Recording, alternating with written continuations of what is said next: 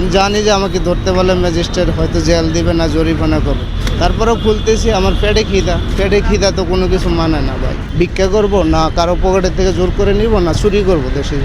দেখেন আমি এখন রিস্ক নিয়ে দোকান খুলতেছি, কারণ হচ্ছে আমার ঘরে চাউল নেই।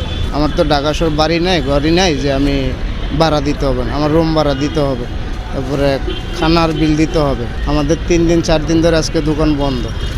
তো আমি রিস্ক নিয়ে খুলতেছি, আমার পেটে খিদা। কারণ আমি যদি জেলে যাওয়া খাই তো মাংনা খাইতে পারো, সরকার আমার খায়, কিন্তু এখানে আমার কে খাওয়াইতেছে? আমি 1 দিন 2 দিন 3 দিন কোথায় থেকে খাবো? আমি ব্যবসা করে খাই, আমার যদি ব্যবসা না চালাই তো আমি খাবো কী করে? তার জন্য আমি অনেক রিস্ক নিয়ে দোকান খুলতেছি।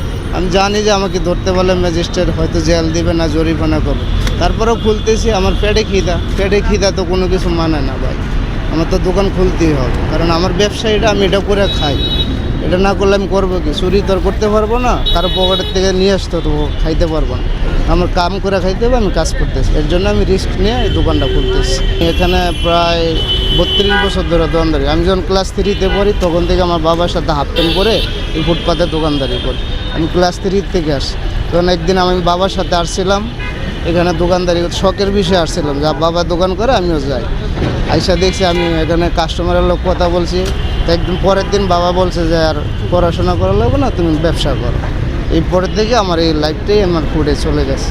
এখন থেকে উঠে দিলে আমি তো আর এমন শিক্ষিত না, বা কোনো কাজও জানি না, বা কোথাও যে কাজ করব বা কোথাও চাকরি করব এরকম আমার যোগ্যতা নেই। কারণ আমি এখানে অল্প পুঁজিতে সৎ ব্যবসা করতেছি। আমি এটা শিখছি, আমার এটাই করতে হবে। এটা যদি উঠাই দেয় আমার পেটে খিদা, না খায় মরা ছাড়ার উপায় হবে না। আর যদি ওনারা সরকার সৌন্দর্য রাখতেই চায় তাহলে আমাদেরকেও একটা সুন্দর পরিবেশ করে দেখ, আমাদেরকেও একটা সুন্দর পরিবেশে নিয়ে যাক, সবাই সুন্দরভাবে চলবে।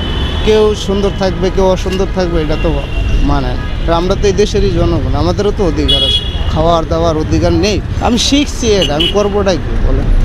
আমাকে এটা থেকে বঞ্চিত করলে আমি কোথায় যাবো?